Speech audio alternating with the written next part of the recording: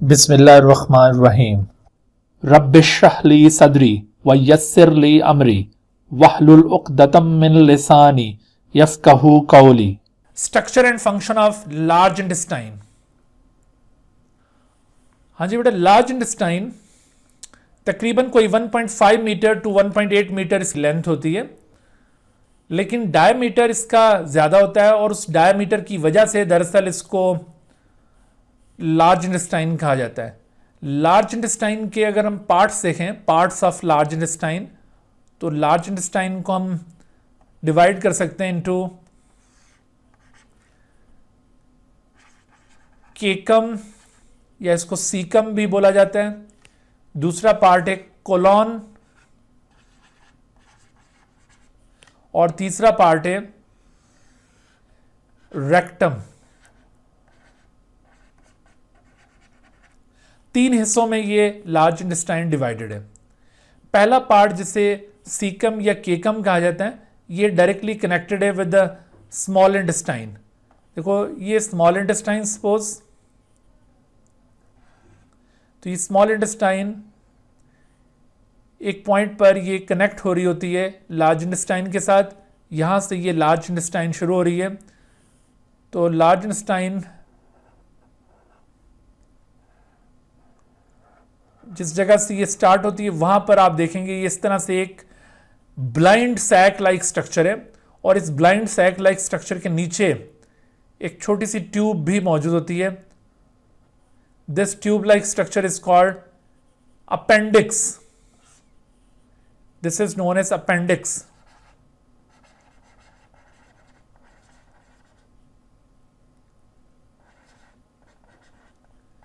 Appendix ये एक vestigial organ है, यानी इसका स्पेसिफिक रोल ह्यूमन बॉडी के अंदर क्लियर नहीं है। This is a vestigial organ.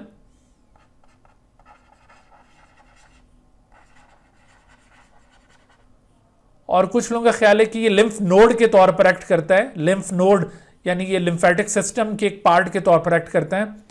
तो बहरहाल ये एक वेस्टिजियल ऑर्गन है जिसका क्लियर रोल डिटरमिन्ड नहीं है। अपेंडिक्स ये जिस जगह पर मौजूद है इस ब्लाइंड सैक में, इस ब्लाइंड सैक को दरअसल केकम कहा जाता है या सीकम कहा जाता है। CAECUM, इसमें ए साइलेंट होगा, तो केकम या फिर सीकम इसे बोलेंगे। This is a blind sac like structure.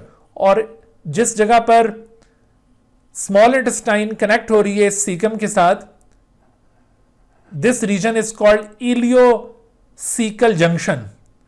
और यहां पर भी एक स्फिंक्टर मौजूद है, that sphincter is known as ileocaecal sphincter. This sphincter is known as ileocaecal sphincter.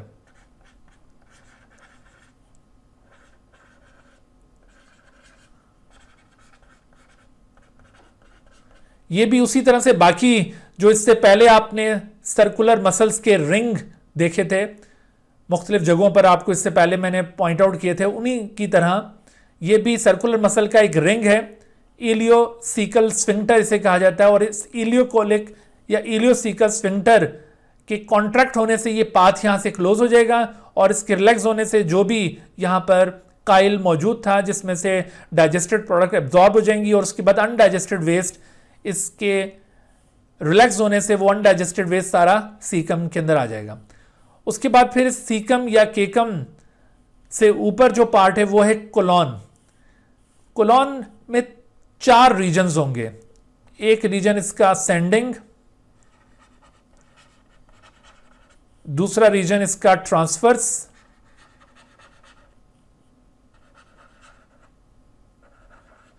और तीसरा रीजन इसका डिसेंडिंग।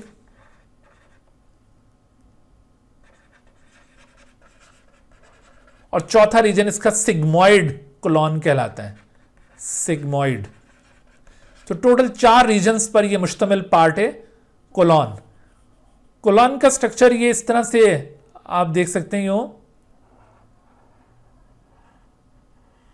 जैसे आपने वो बबली कभी खाई हो, बबली, तो जैसे वो बबली के वो बने हुए होते हैं ना, उसकी तरह का ये स्ट्रक्चर होता है इसका।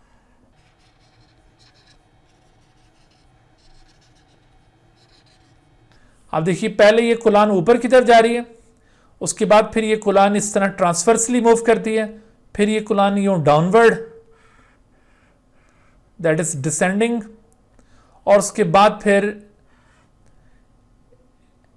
इसमें से ये एक और रीजन यहां से यूं ओरिजिनेट होता है, this is known as sigmoid colon, और सिग्मोइड कोलॉन के एंड पर हियर इज द रेक्टम। तो ये है स्ट्रक्चर इसका लार्ज इंटेस्टाइन का।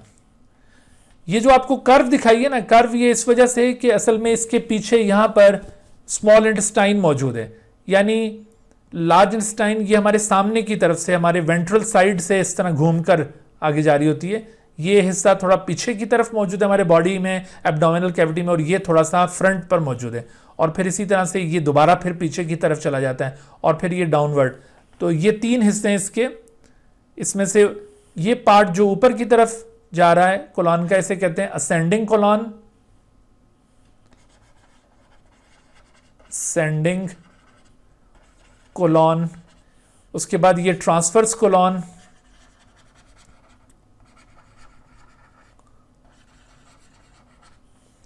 This is known as descending colon,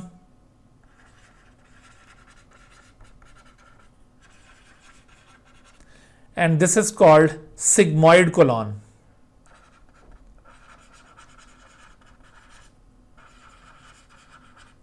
और आखिर में ये जो पार्ट आपको नजर आ रहा है, this is the third region of large intestine, this is called rectum. Rectum, rectum के एंड पर जो लास्ट ओपनिंग है, this last opening is called anus, और इस एनस वाले रीजन में भी दो अदद स्फिंक्टर्स मौजूद हैं जिनको एनोरेक्टल स्फिंक्टर्स कहा जाता है। This anus region also consist of two sphincters which are called anorectal sphincters. तो ये एनोरेक्टल स्फिंक्टर्स आखिरी स्फिंक्टर्स हैं। एनोरेक्टल स्फिंक्टर्स ये दो स्फिंक्टर्स हैं, इनमें से एक आउटर है और एक इनर, यानी एक बैरूनी साइड पर इस तरह बाहर की तरफ रिंग है और एक अंदर, outer and inner anorectal sphincters. The inner anorectal sphincter is basically composed of smooth muscle. ये स्मूथ मसल्स का बना हुआ है, और स्मूथ मसल्स असल में इनवॉलंटरी होते हैं, यानी इनवॉलंटरी है ये। It is composed of involuntary muscles. Involuntary का मतलब है कि आप इसको कॉन्शियसली कॉन्ट्रैक्ट रिलैक्स नहीं करवा सकते, इनवॉलंटरी। इससे पहले जितने भी हमने स्फिंक्टर्स पढ़े थे वो भी सारे इनवॉलंटरी थे, लेकिन उनके बरक्स ये जो स्फिंक्टर है outer anorectal sphincter, it is composed of voluntary muscle, composed of voluntary muscle. Voluntary muscle का मतलब है कि ऐसा मसल जो कि आप कॉन्शियसली कॉन्ट्रैक्ट या रिलैक्स करवा सकते हैं, वॉलंटरी मसल्स पर मुश्तमिल है ये। तो इसी वजह से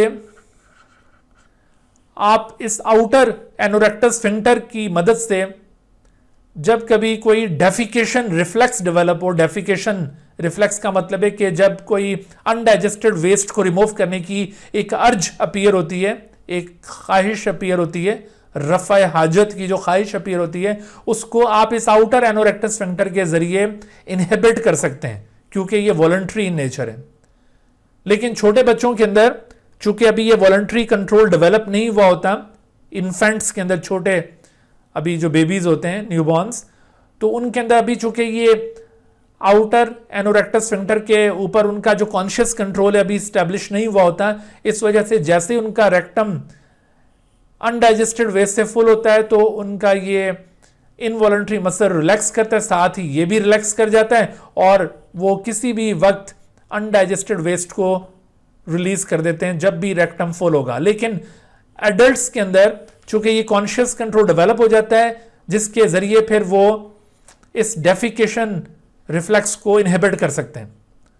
ठीक है भाई, ये तो था स्ट्रक्चर ऑफ लार्ज इंटेस्टाइन। अब जरा हम बात करेंगे इसके फंक्शन की, कि लार्ज इंटेस्टाइन के फंक्शंस क्या क्या हैं। As far as functions of large intestine are concern, तो फंक्शंस ऑफ लार्ज इंटेस्टाइन में आपने यहां पे पॉइंट आउट करना है absorption of water and minerals, absorption of water and minerals,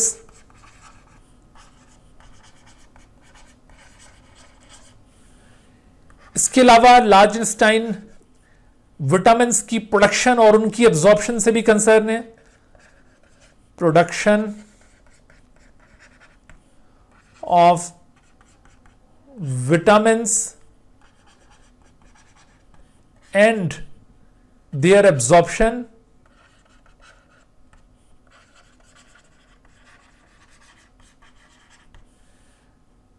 number 3,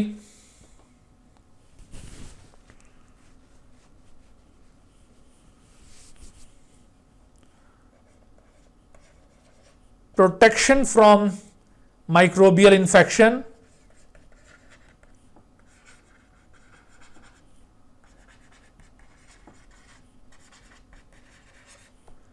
ये हमें माइक्रोबियल इन्फेक्शन से भी बचाती है,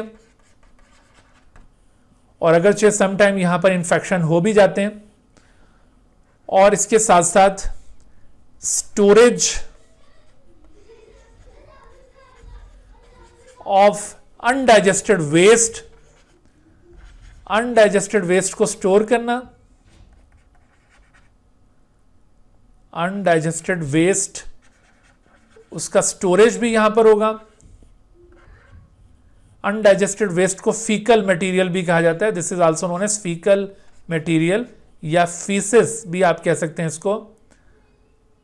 सो दिस अनडाइजेस्टेड वेस्ट और फीकल मटेरियल उसका स्टोरेज भी यहां पर होगा, और उसका फिर अल्टीमेटली रिमूवल भी यहां से होता है। रिमूवल ऑफ अनडाइजेस्टेड वेस्ट और फीकल मटेरियल या फिर फीसिस आप उसको कह सकते हैं। सो ये सारे फंक्शंस लार्ज इंटेस्टाइन के अकाउंट में लिखे जा सकते हैं। इसमें आप देखिए सबसे पहले जो हमने एब्जॉर्प्शन की बात की है, absorption of water and minerals, this is very important function of large intestine. Absorption of water and minerals, अगरचे water and minerals small intestine से भी कुछ हद तक एब्जॉर्ब होते हैं, लेकिन इनकी जो मेन साइट है एब्जॉर्प्शन की वो दरअसल लार्ज इंटेस्टाइन है। ज्यादा मिकदार में वाटर और मिनरल्स यहीं से एब्जॉर्ब होंगे। इन वाटर और मिनरल्स की एब्जॉर्प्शन अगर जरूरत से ज्यादा हो जाए, ओवर एब्जॉर्प्शन हो जाए, तो ऐसी सूरत में भी प्रॉब्लम होगा, और अगर ये एब्जॉर्प्शन कम रहे, जरूरत से कम हो, तो ऐसी सूरत में भी प्रॉब्लम अराइज होगा। जरूरत से कम हो तो इसे अंडर एब्जॉर्प्शन कहेंगे, और जरूरत से ज्यादा हो जाए तो ये ओवर एब्जॉर्प्शन। ये दोनों एबनॉर्मल एब्जॉर्प्शन है। ओवर एब्जॉर्प्शन अगर हो जाए तो ऐसी सूरत में जितना भी अनडाइजेस्टेड वेस्ट है वो बहुत ज्यादा थिक हो जाता है, उसकी कंसिस्टेंसी बहुत ज्यादा थिक हो जाती है, और उसको बॉडी से बाहर रिमूव करना मुश्किल हो जाता है, यानी उसकी जो डेफिकेशन है, रिमूवल ऑफ वेस्ट के लिए टर्म यूज की जाती है defecation. What is defecation? The removal of waste, removal of waste. कौन से वाले वेस्ट? अनडाइजेस्टेड वेस्ट की बात हो रही है, इसे कहते हैं डेफिकेशन, या फिर इसके लिए टर्म इजेक्शन भी यूज की जाती है। It is also known as ejection. So अगर ये ओवर एब्जॉर्प्शन हो जाए तो ऐसी सूरत में अनडाइजेस्टेड वेस्ट बहुत ज्यादा थिकेंड हो जाएगा और उसकी डेफिकेशन डिफिकल्ट हो जाएगी। This difficulty in defecation is termed as constipation. इसकी वजह से एक प्रॉब्लम अराइज होता है known as constipation. Difficulty in defecation, it is characterised by difficulty in defecation. Difficulty in defecation, ये इसकी मेन कैरेक्टरिस्टिक है।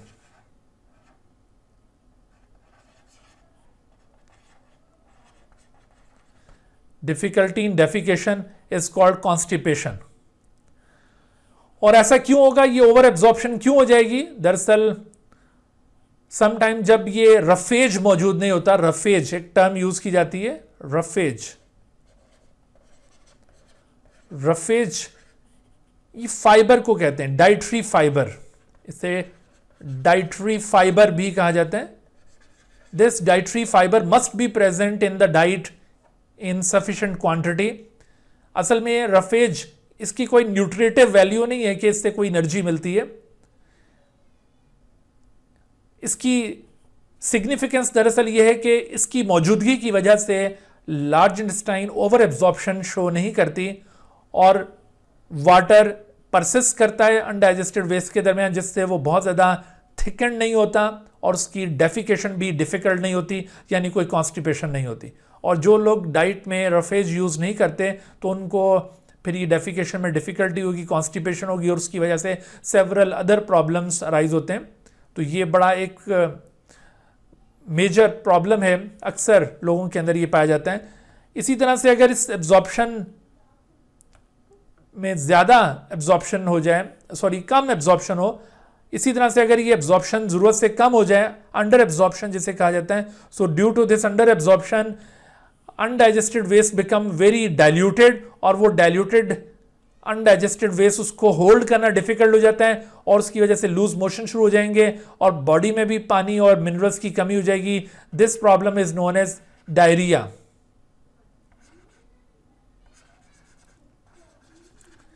डायरिया एक ऐसा प्रॉब्लम है जिसमें लूज मोशंस और इसके साथ साथ डिहाइड्रेशन एंड इलेक्ट्रोलाइट डेफिशिएंसी, ये मेन इसकी कैरेक्टरिस्टिक्स हैं। लूज मोशंस क्या है? Frequent defecation of dilute undigested waste. ठीक है, तो लूज मोशन, इसके साथ साथ डिहाइड्रेशन होगी, बॉडी में पानी की कमी हो जाएगी क्योंकि वो जितना भी आपने पानी पिया होगा वो सारा बॉडी से बाहर निकलता रहेगा, और साथ साथ साल्ट भी एब्जॉर्ब नहीं होंगे, उसका भी लॉस हो जाएगा। तो इलेक्ट्रोलाइट डेफिशिएंसी, इलेक्ट्रोलाइट साल्ट्स को कहते हैं, इलेक्ट्रोलाइट डेफिशिएंसी, ये भी एक्सपीरियंस करनी पड़ती है अगर ये अंडर एब्जॉर्प्शन हो। तो ये absorption of water and minerals, it is very much important aspect of the large intestine. अगर ये नॉर्मली परफॉर्म हो तो हमारा डाइजेस्टिव सिस्टम बहुत अच्छा वर्क करता है। फिर उसके बाद मैंने दूसरा रोल आपको बताया था, production of vitamins and there absorption. इसका दूसरा रोल है कि लार्ज इंटेस्टाइन विटामिन्स की प्रोडक्शन और उसकी एब्जॉर्प्शन से कंसर्न है। प्रोडक्शन ऑफ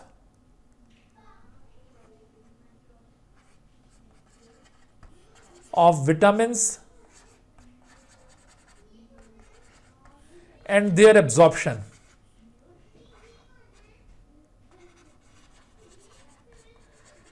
विटामिन्स जो यहां पर लार्ज इंटेस्टाइन में प्रोड्यूस होते हैं, एक्चुअली वो लार्ज इंटेस्टाइन खुद प्रोड्यूस नहीं करती, बल्कि वो विटामिन्स लार्ज इंटेस्टाइन के अंदर मौजूद सिम्बायोटिक बैक्टीरिया प्रोड्यूस करते हैं। There are large number of symbiotic bacteria which live in the large intestine. Symbiotic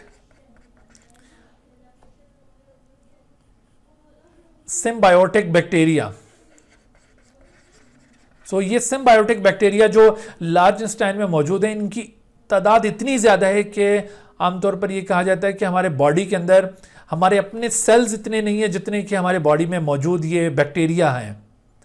और जितना भी हमारा ये फीसेस रिमूव होता है बॉडी से बाहर, तकरीबन उसका 60% इन्हीं बैक्टीरिया पर मुश्तमिल होता है, और उसके बाद फिर दोबारा से ये ग्रो कर जाते हैं, यानी ख़त्म नहीं होते, ये मुसलसल ग्रो करते रहते हैं। इन बैक्टीरिया का बड़ा अहम रोल है। ये बैक्टीरिया 2 विटामिन यहाँ पे बना रहे होते हैं, उनमें से एक विटामिन B12 है, विटामिन B12, और दूसरा vitamin K। Vitamin B12 and vitamin K are 2 important vitamins which are produced by these bacteria in large intestine, और उसके बाद फिर इन विटामिन की एब्जॉर्प्शन भी इनके जरिए मुमकिन होगी।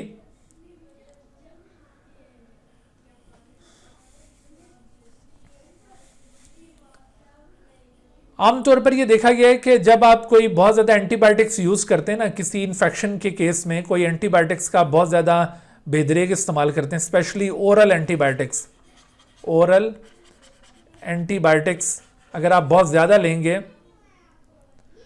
तो उसका एक इफ़ेक्ट ये देखा गया है कि विटामिन की डेफिशिएंसी हो जाती है। अगर कोई ओरल एंटीबायोटिक ली जाए तो उस ओरल एंटीबायोटिक की वजह से ये अंदेशा होता है कि ये सिम्बायोटिक बैक्टीरिया जो लार्ज इंटेस्टाइन में मौजूद हैं ये भी अफेक्ट हो जाएंगे, और इनके अफेक्ट होने से विटामिन की प्रोडक्शन कम हो जाती है और विटामिन की डेफिशिएंसी होने लगती है। ऐसी सूरत में फिर विटामिन सप्लीमेंट्स भी लेने पड़ते हैं। तो ओरल एंटीबायोटिक का ये इफेक्ट आमतौर पर देखने को नज़र आता है। ठीक है, तो इस तरह से आपने देखा लार्ज इंटेस्टाइन का ये फंक्शन दरअसल सिम्बायोटिक बैक्टीरिया की वजह से। तीसरा फंक्शन लार्ज इंटेस्टाइन का protection from the microbial infection. Microbial infection से लार्ज इंटेस्टाइन कैसे बचाती है? ये भी असल में इन बैक्टीरिया के साथ थोड़ा सा कंसर्न है। Protection from microbial infection.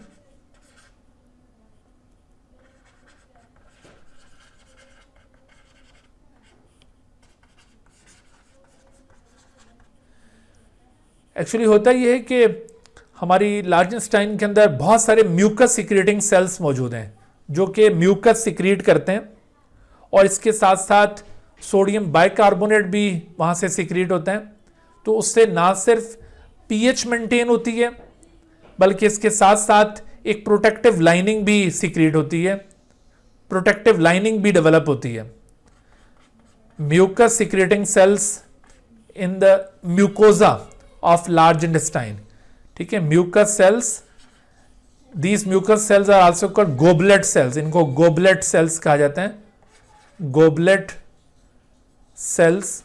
These mucus secreting goblet cells not only secrete mucus, इससे म्यूकस सिक्रीट होगा, बल्कि इसके साथ साथ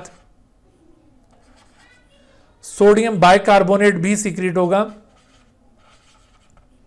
सोडियम बाइकार्बोनेट। असल में स्मॉल इंटेस्टाइन के अंदर तो जो फूड मौजूद होता है उसकी पीएच अल्कलाइन होती है, लेकिन डाइजेशन कंप्लीट होने के बाद अमाइनो एसिड्स और फैटी एसिड्स वगैरह उनकी कंसंट्रेशन बढ़ जाती है तो पीएच थोड़ी एसिडिक रेंज में आ जाती है। इसलिए पीएच को दोबारा से अल्कलाइन रेंज में लेकर आना होता है, उसको न्यूट्रलाइज करना होता है। तो एसिडिटी को न्यूट्रलाइज करने के लिए सोडियम बाइकार्बोनेट यहां पर एक्ट कर रहे हैं, और इसके अलावा जो म्यूकस है ये एक प्रोटेक्टिव लाइनिंग फॉर्म करेगा। It forms a protective lining, it forms a protective lining, और इस प्रोटेक्टिव लाइनिंग की वजह से ये protective lining along the inner surface बनेगी, अलोंग द इनर सरफेस एक प्रोटेक्टिव लाइनिंग बनेगी, और इस प्रोटेक्टिव लाइनिंग की वजह से माइक्रोब्स अटैक नहीं कर पाते हैं। दूसरा, यहां पर एक और तरह से भी प्रोटेक्शन होती है कि ये जो माइक्रोब्स हैं इनकी वहां पर प्रेजेंस की वजह से कोई दूसरे माइक्रोब्स अटैक नहीं कर पाएंगे। यानी यूं समझ लें कि जो जगह किसी माइक्रोब के इन्फेक्शन के लिए ससेप्टेबल होती है, जहां पर किसी माइक्रोब ने अटैक करना होता है, उस जगह को नॉर्मली हमारे ये सिम्बायोटिक बैक्टीरिया ने ऑक्यूपाई किया हुआ होता है, और इस तरह से उस जगह को जब ये ऑक्यूपाई कर लेते हैं तो दूसरे इन्फेक्टिंग ऑर्गेनिज्म उस जगह पर अटैक नहीं कर पाते। इस चीज को कहते हैं कोलोनाइजेशन रेजिस्टेंस।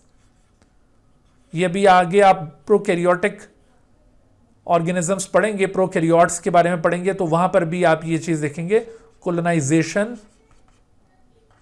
रेजिस्टेंस इसे कहते हैं इस फेनोमेनॉन को। इसमें क्या होता है, देखो मैंने आपको क्या बताया कि सपोज करो कि ये सरफेस है और इस सरफेस में ये पर्टिकुलर प्लेसेस हैं जहां पर किसी माइक्रोब ने इन्फेक्शन कॉज करना था। ये पर्टिकुलर रिसेप्टर सरफेसेस हैं जो कि ससेप्टेबल हैं किसी माइक्रोब के इन्फेक्शन के लिए, but normally due to the presence of symbiotic bacteria जिन्होंने ये इसको यूं इस तरह से ऑक्यूपाई किया हुआ इस जगह को, ये जगह सारी ऑक्यूपाइड है, तो because of the presence of these symbiotic bacteria on this surface, ये सपोज करो सिम्बायोटिक बैक्टीरिया दिखाएं आपको, सिम्बायोटिक बैक्टीरिया की यहां पर मौजूदगी की वजह से these susceptible surfaces becomes occupied. Susceptible का मतलब है कि यहां पर इंफेक्शन पॉसिबल था। So these surfaces are occupied by the symbiotic bacteria, and due to the presence of these symbiotic bacteria, now the harmful infecting organism, suppose these are the harmful infecting organism, now they cannot attack upon these sites. ठीक है, ये वो infecting agents हैं जिनसे infection cause होना था। infecting agents, तो इन infecting agents का यहां पर अब जाहिर बस नहीं चल पाएगा, वो इस जगह को लोकेट नहीं कर पाएंगे और इसी तरह से ये आगे पास कर जाएंगे और हमारी लार्जनेस्टाइन महफूज रहेगी। तो इस फेनोमेनॉन को कहते हैं कोलोनाइजेशन रेजिस्टेंस। तो ये कोलोनाइजेशन रेजिस्टेंस के जरिए लार्जनेस्टाइन प्रोटेक्ट करती है फ्रॉम इंफेक्शंस। नेक्स्ट फंक्शन कौन सा है जी? स्टोरेज ऑफ अनडाइजेस्टेड वेस्ट या फीकल मटेरियल। अभी जो आपको मैंने स्ट्रक्चर दिखाया था, तो इसमें आप देखिए कि खास तौर पर रेक्टम और टू सम एक्सटेंट ये सिग्मोइड कोलोन, इसके अंदर जो भी अनडाइजेस्टेड वेस्ट यहां से गुजर कर पहुंचता है वो यहां पर आकर स्टोर हो जाता है और ये फूड फिर undigested food, this undigested waste, अब फूड नहीं कहना चाहिए इसको, दिस अनडाइजेस्टेड वेस्ट फिर फ्रीक्वेंटली यहां से फिर रिमूव करते रहते हैं। तो ना सिर्फ यहां पर स्टोरेज हो रहा है बल्कि इसके साथ साथ इसका जो रिमूवल है वो भी यहां पर इसका फंक्शन कंसिडर किया जाएगा। रिमूवल को कहते हैं डेफिकेशन, और मैंने भी आपको समझाया था कि डेफिकेशन कैसे होती है। This defecation is carried out by means of a defecation reflex. एक इनवॉलंटरी एक अर्ज डेवलप होती है, उसे कहते हैं defecation reflex. defecation reflex. What is defecation reflex? This is an involuntary urge to remove the waste. An involuntary urge यानी गैर इरादी तौर पर involuntary एक urge develop होगी, involuntary urge to remove waste, to remove waste. So this involuntary urge to remove waste is called defecation reflex. और ये reflex कब develop होता है? जब ये रेक्टम डिस्टेंट होता है, यानी इसके अंदर इस हद तक ये वेस्ट एक्यूमुलेट हो जाता है कि ये एक खास हद तक डिस्टेंट होगा। तो इस डिस्टेंशन की वजह से हमारे ब्रेन को सिग्नल पहुंचेगा और ब्रेन से फिर ये सिग्नल दोबारा वापस यहाँ पर आता है, जिसकी वजह से जो इनर एनोरेक्टल स्फिंक्टर है वो रिलैक्स होने की कोशिश करना शुरू कर देता है, रिलैक्स करता है। तो इस चीज को कहते हैं डेफिकेशन रिफ्लेक्स। यूं एक गैर इरादी तौर पर एक अर्ज डेवलप होती है। बट एडल्ट्स चूंकि उनके अंदर आउटर एनोरेक्टल स्फिंक्टर के ऊपर कॉन्शियस कंट्रोल डेवलप हो चुका होता है, वो अपने उस कॉन्शियस कंट्रोल के जरिए इस डेफिकेशन रिफ्लेक्स को इनहिबिट करते हैं और इस वजह से वो डेफिकेशन किसी भी वक्त नहीं कर सकते, बल्कि किसी खास वक्त पर जब वो खुद चाह रहे होते हैं उस वक्त ये डेफिकेशन होती है। अदरवाइज छोटे बच्चों के अंदर जहां पर ये अभी कॉन्शियस कंट्रोल डेवलप नहीं हुआ होगा, तो जैसे ही ये रेक्टम फुल होगा तो उसके साथ ही डेफिकेशन हो जाएगी। ठीक है जी। तो इस तरह से आपने देखा कि ये सारे फंक्शंस लार्ज इंटेस्टाइन के जरिए परफॉर्म हो रहे हैं। तो ये था हमारा आज का lecture. Dear viewers, thank you for watching this video. If you have not subscribed this channel, kindly subscribe it and also press the bell icon below so that you could be notified about any new video lecture from Biology Guardian. And also do not hesitate to ask any question regarding this lecture. My contacts are shown on the screen. Thank you once again.